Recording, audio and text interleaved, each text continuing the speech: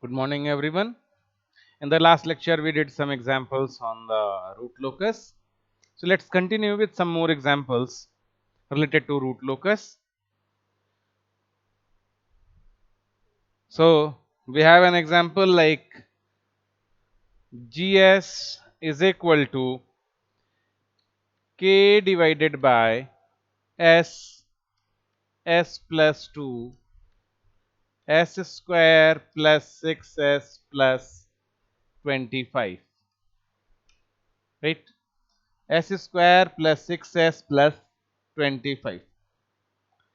And we have to draw its root locus. So what are the steps? For the first step, uh, you have to find out the poles and zeros. Poles. Poles are at 0, -2, and on solving this, we'll get S is equal to -6 plus minus under root 36 minus 100 divided by 2, right? So minus 6 plus minus j under root 64 8 divided by 2, which is equal to minus 3 plus minus j4. So this will be minus 3 plus j4 minus 3 minus j4. These are our poles. So number of poles P is equal to 4, and since there is no 0, so number of zeros are 0. Then what's the next step? The number of root locus branches, which is equal to P or Z. Which one is greater? So P. Number of root locus branches will be 4. Now locate the poles and zeros, or locate the roots in the S plane. So let here I am having -1, -2, -3, -4, and here is 0. So 1, 2, 3, 4, -1, -2, -3, and -4. So what are the poles? One is at 0, one is at -2, and the two poles are at -3 plus j4 and -3 minus j4, right? So this is the pole 0 location in the S plane, and if I took this section,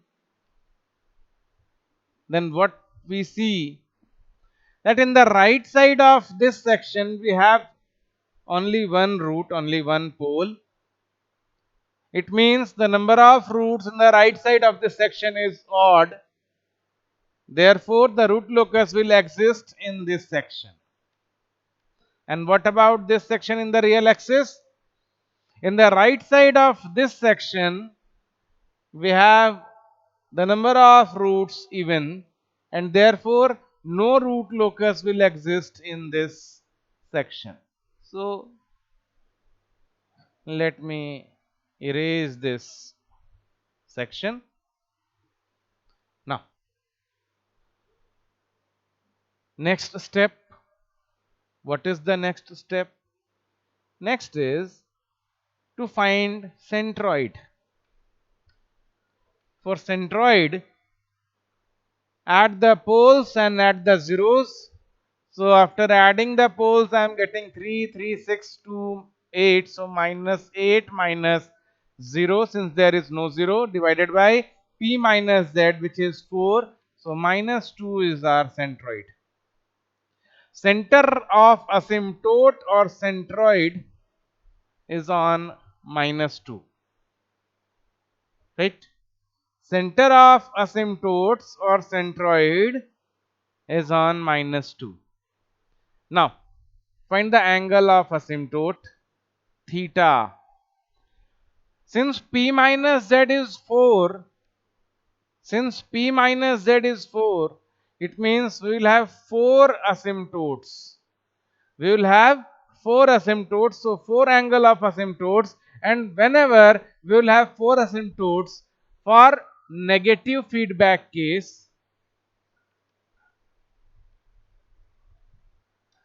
consider negative feedback case. Whenever it will be positive feedback case, then the case angle condition of the asymptotes will change, right? So there will be 4 angle of asymptotes.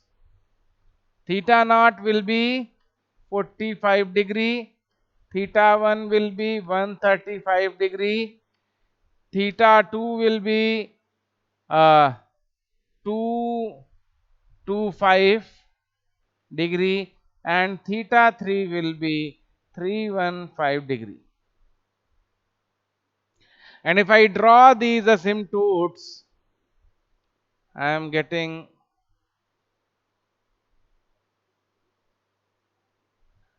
this one and this one, right?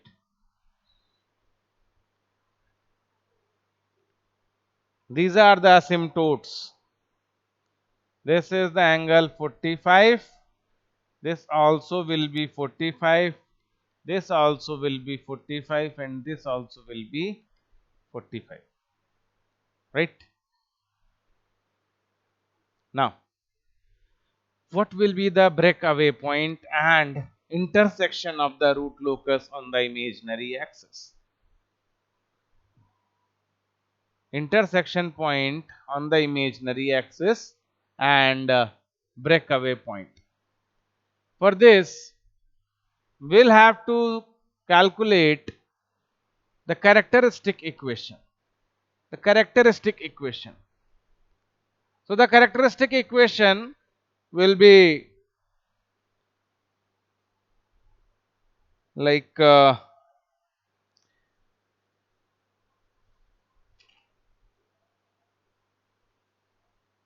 s power 4 plus 8s cube plus 37s square plus 50s plus k is equal to 0. This is the characteristic equation. And for breakaway point, what will we do? We'll just put dk by ds to 0. So for finding dk by ds, just differentiate this equation with respect to s, and after differentiating I am getting 4s cube plus 24s square plus 74s plus 50 is equal to 0. When I put dk by ds is equal to 0, then this equation I am getting,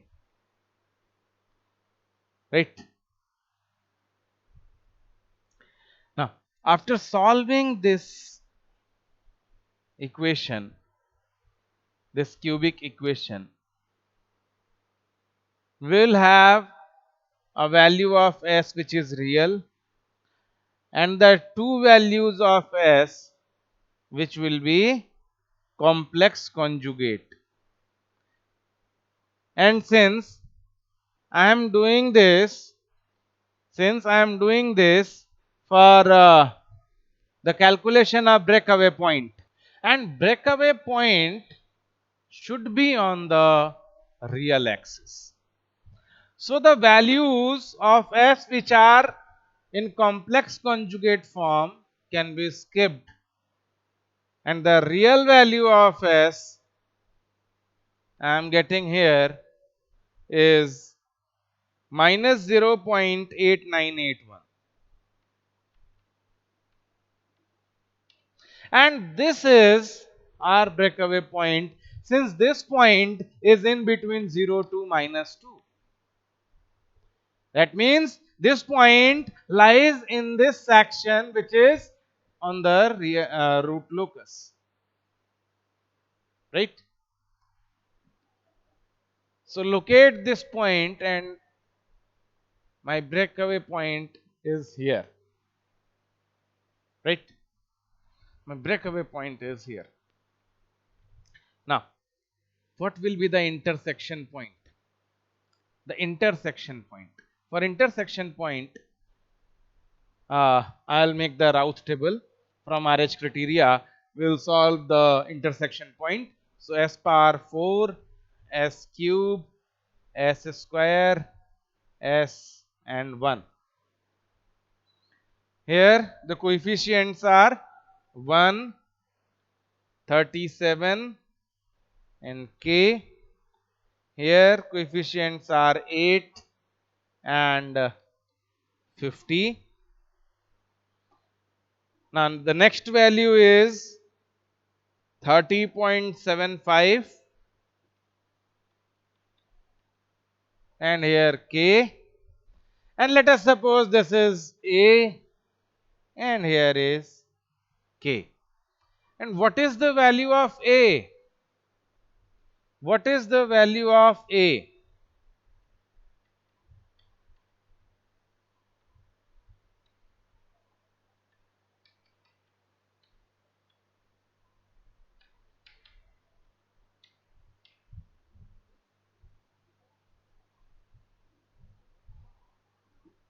The value of A is equal to 1537.5 minus 8K divided by 30.75. And when I put this value to 0, I am having the value of K as 192.18.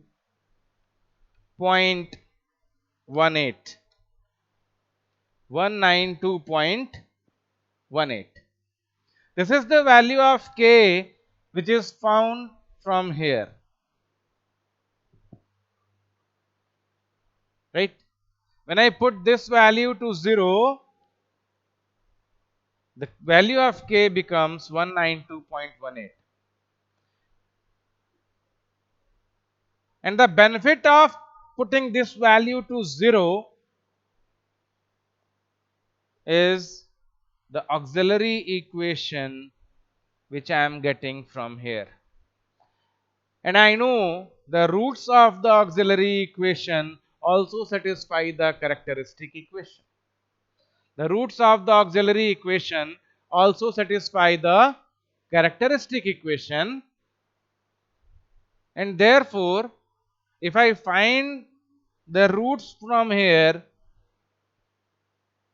I will get at least two roots of our characteristic equation, right?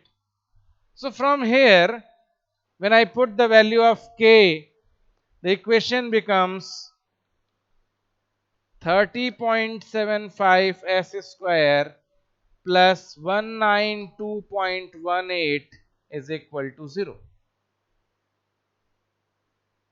And from after solving this, I am getting the value of S as plus minus J 2.4, plus minus J 2.4, right? And this is the point where our root locus intersects the imaginary axis. Intersects the imaginary axis, and the value is 2.4, which is here, 2.4 and here. So my root locus will move from here and go up to like this, and similarly from here and move up to like this. So the two branches of the root locus will be like this. Here k is equal to 0, here k is equal to 0, and here k is equal to infinity, here k is equal to infinity. So the two branches of root locus will be like this. One will move from here to here and one will move from here to here. Right? Now, the remaining two poles, the complex conjugate poles, are here. So, for finding the other two branches of our root locus, we'll have to find out the angle of departure. The angle of departure. And for finding the angle of departure, join this pole with the other poles and zeros. With the other poles and zeros like this. And now find the angles of all these vectors. And since these three vectors are from poles, and since no zero is here, so angle of departure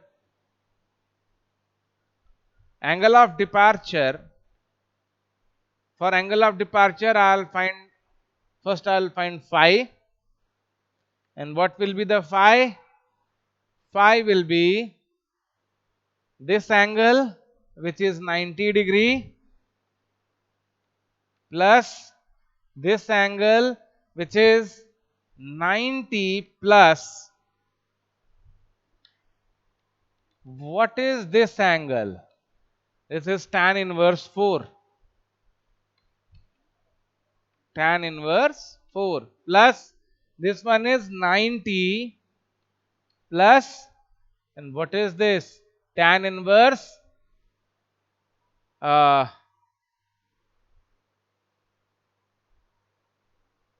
it is 4 or something else. Tan inverse 1 by 4 na. So this will be tan inverse 1 by 4. And this will be tan inverse 3 by 4.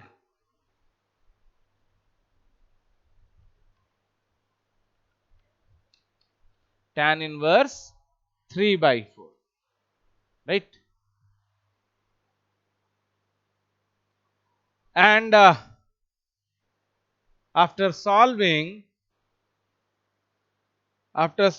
this, I am getting the angle.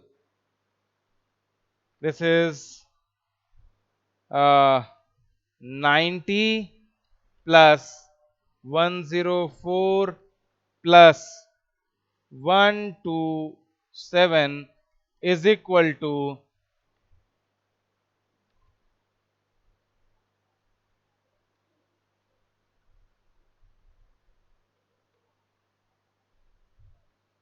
321.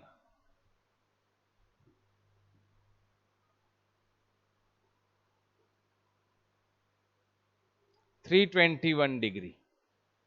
And the angle of departure phi d will be 180 minus 321. And 180 minus 321 will be minus 141. Minus 141 degree will be angle of departure. Minus 141 degree will be angle of departure for this pole. And if I find the angle of departure for this pole, the angle of departure for this pole will be negative of the angle of departure for this pole. It means if The angle of departure for this pole is minus 141 degree, and minus 141 degree will be like here, minus 141. So angle of departure for this pole will be plus 141, right? Plus 141.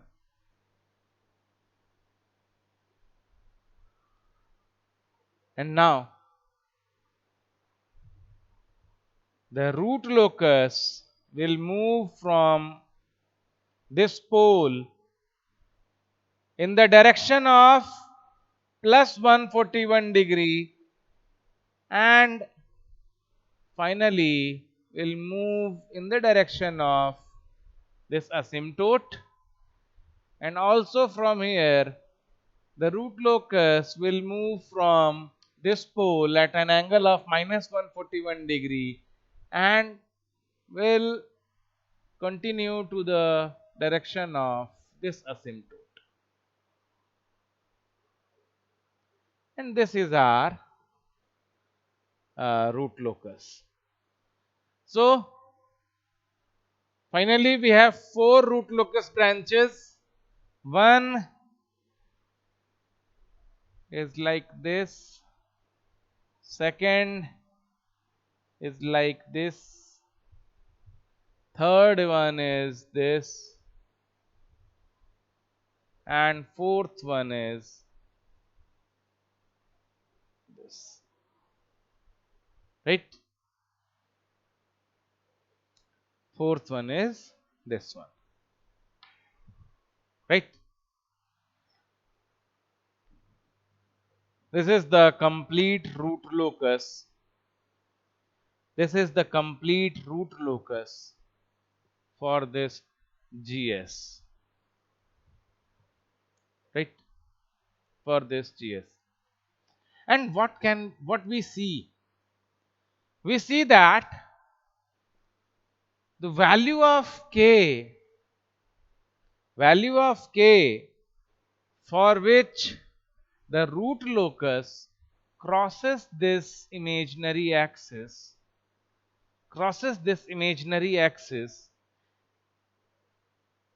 is the uh, limiting value, right? Is the limiting value for the system to be stable or unstable, right? And this value of k on which the root locus intersects the imaginary axis makes the system marginal stable. And for the value of k more than this value, the system is always unstable, because the root locus moves in the right side of the imaginary axis, means roots will lie in the right hand side of the your S plane, right? And the system becomes unstable. And the value of k for which the system or the root locus is in the left hand side makes the system always stable, right? So let's take another example. Let's take another example.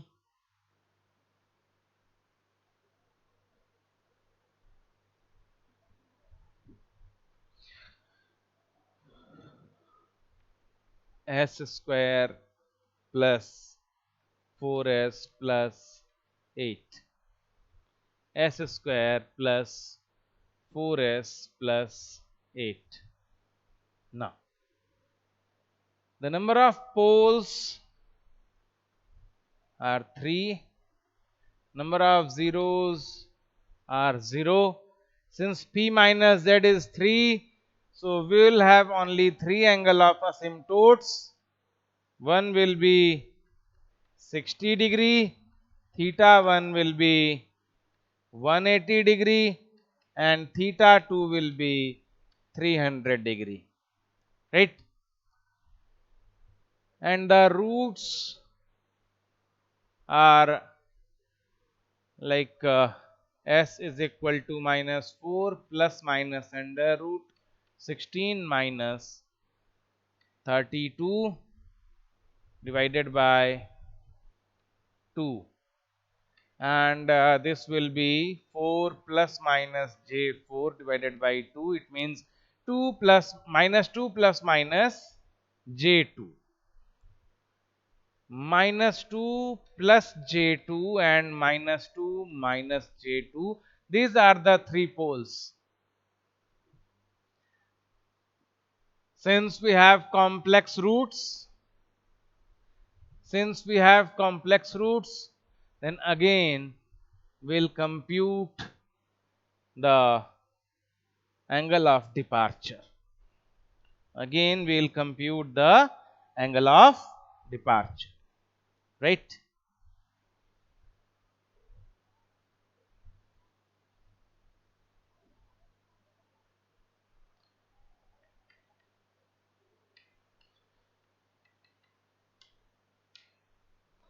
So sigma centroid will be minus 2 minus 2 minus 4 divided by 3. It means minus 1.33. Number of root locus branches 3. Locate the poles and zeros. One is at 0, here minus 1, here minus 2, here minus 1, here minus 2. So 1 is at minus 2 plus 2j, and 1 is at minus 2 minus 2j. Right? We have 3 roots, 3 poles, and only one real line section, in the right of which we have only one root which is odd. Therefore, root locus will exist in this section. Right? Root locus will exist in this section. Centroid is at minus 1.33. Minus 1 is here, so minus 1.33 will be here. And the angle of asymptotes will be drawn from this point only. One is 60 degree, here minus 60 degree, and this one is 180 degree. Right? These are the three asymptotes. Right? Angle of departure. For angle of departure, meet this point here and this point here. This angle is 90 degree. This one will be 135 degree. 90 plus 45. This will be 135 degree. So phi is 90 plus 135, which is equal to 225 degree. So phi d will be 180 minus 225, which is equal to minus 45, minus 45 degree, right? Minus 45 degree is angle of departure, right? What is the breakaway point? For finding breakaway point, first calculate the characteristic equation, and the characteristic equation is s cube plus 4s square plus 8s plus k is equal to 0. And after putting the dk by ds 0, I am getting the equation 3s square plus 8s plus 8 is equal to 0. And the solution for this is s is equal to minus 8 plus minus under root b square 64 minus 4 AC. 1296 divided by 6. And clearly the value of S will be complex conjugate. Since the value in the under root is negative, therefore the value of S will be in the form of complex conjugate, and therefore there is no breakaway point. There is no breakaway point. Right? There is no breakaway point. It means one branch of root locus will move from this pole and will end up to k is equal to infinity. Will end up to k is equal to infinity, that is a 0. Right? Now, the intersection point of the root locus on the imaginary axis, for intersection point, find the value of S from RH criteria.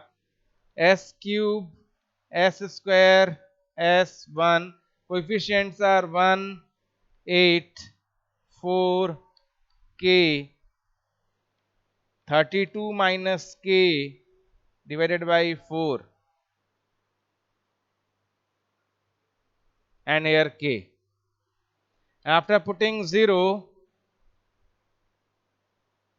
the value of K is 32, and the auxiliary equation is 4s square plus 32 is equal to 0, and s square plus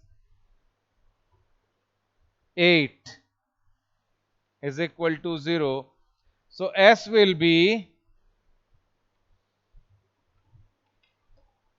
plus minus j 2 root 2. 2 root 2 means 4.84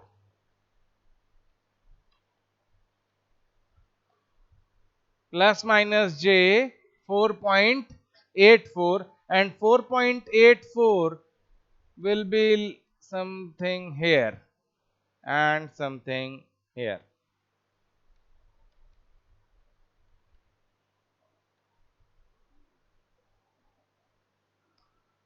(1.41) and multiplied by 2. 2.82 na. This will be 2.82 J. Right? S will be 2.82 J. So intersection point is on 2.82 J. Right? Now calculate the angle of departure, and we have calculated the angle of departure, which is minus 45 degree for this pole. Minus 45 degree means this one. So the root locus will move like this and move up to in this direction, and move like this and move up to in this direction. Right? So one branch of root locus is in this direction, one branch in this direction, one branch in this direction. Right? This is our root locus. This is our root locus. Right? And after k is equal to 32, the system becomes unstable, and up to k is equal to 32, system is marginal stable. Marginal stable because we have one pole at origin. Therefore, the system is marginal stable. Right? Let us consider one another problem.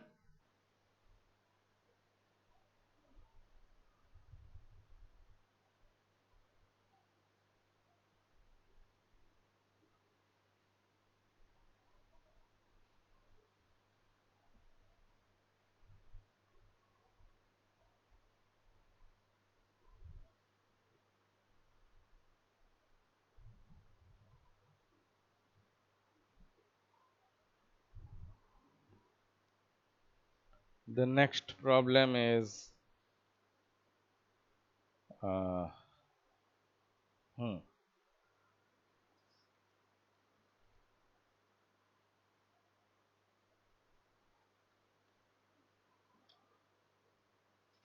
let's take an example with some zeros also.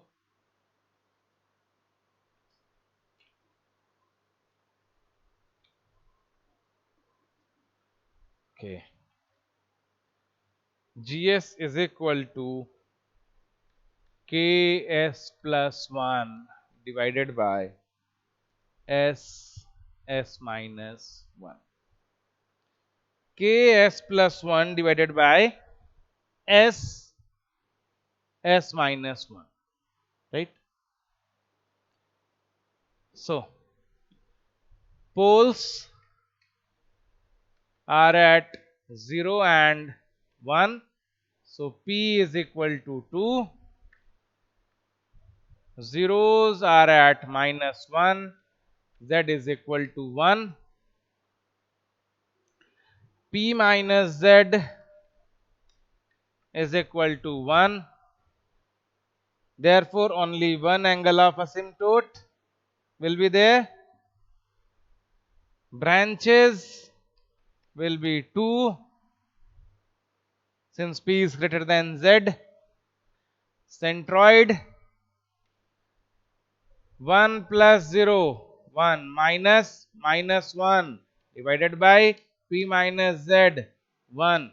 So, centroid is at plus 2. Centroid is at plus 2.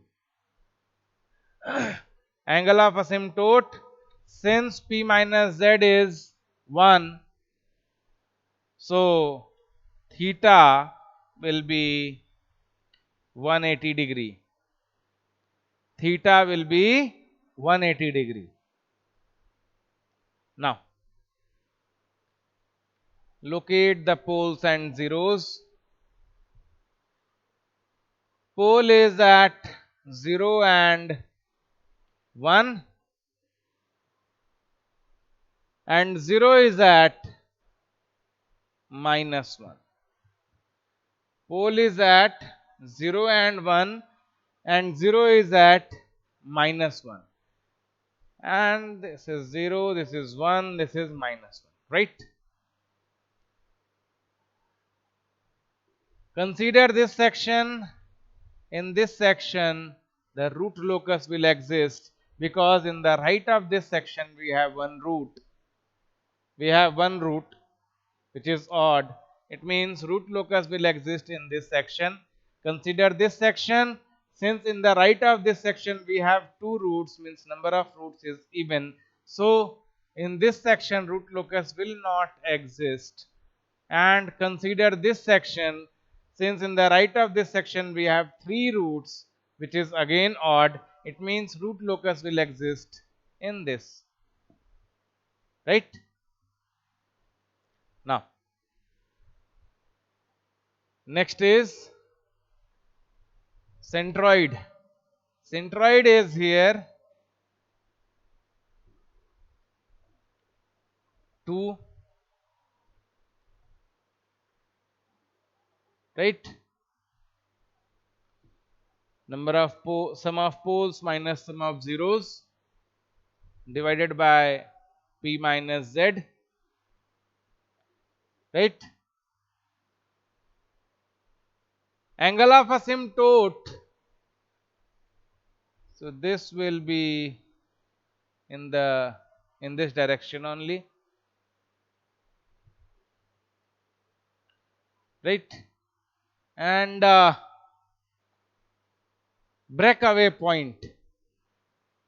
So characteristic equation is s square minus or plus k, sorry, s k minus 1 plus k is equal to 0, or k is equal to minus s minus 1 divided by s plus 1. So from here dk by ds will be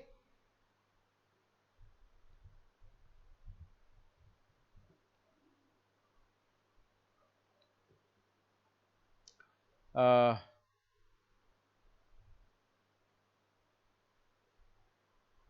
s plus 1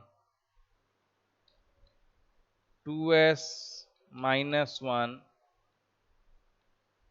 minus s square minus s divided by s plus 1 square. This will be equal to 0, and when I solve this, s plus 1 2s minus 1 minus s square plus s is equal to 0, or 2s square minus s minus plus 2s minus 1 minus s square plus s is equal to 0, or s square plus 2s minus 1 is equal to 0. On solving this, uh, something is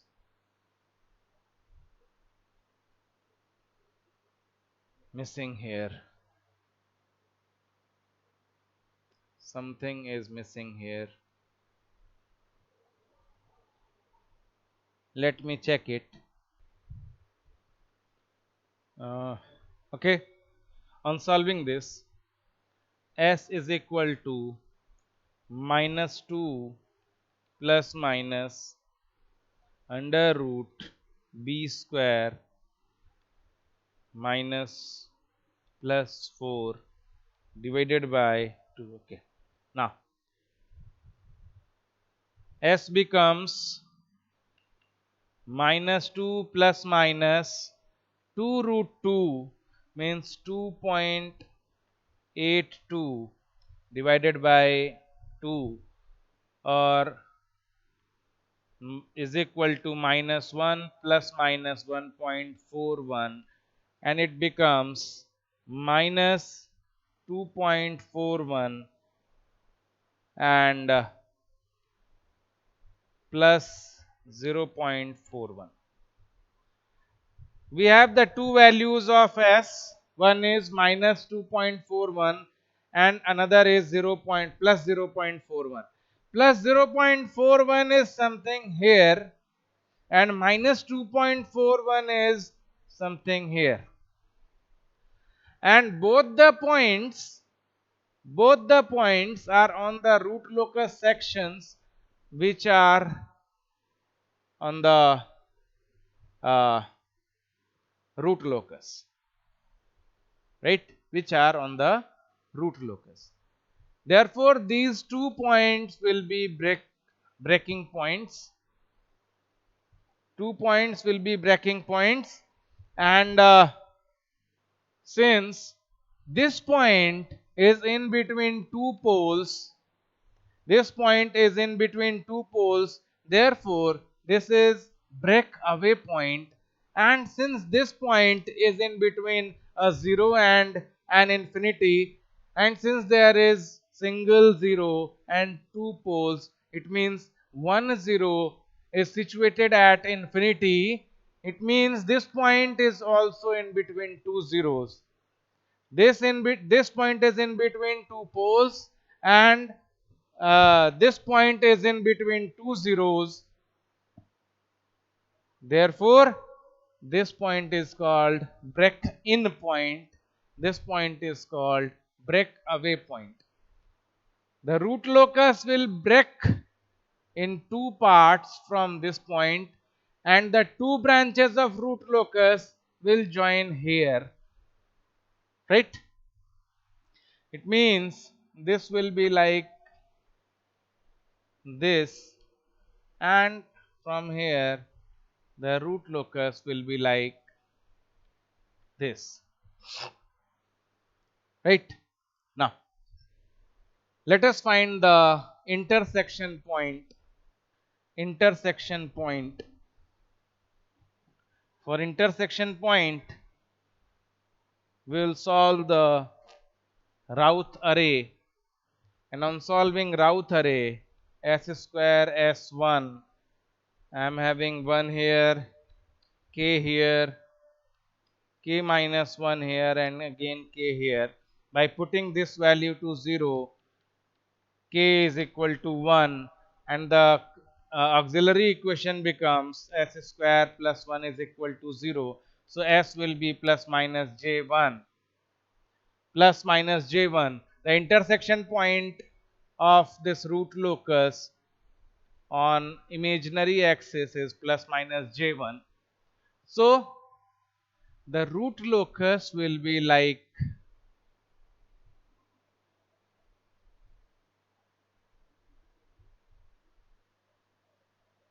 this. Like this. So this will be like a circle. Right? So this is all about root locus. In the next lecture or in the next video, we will move forward to the unit 5, which is frequency domain analysis. Right? Thank you.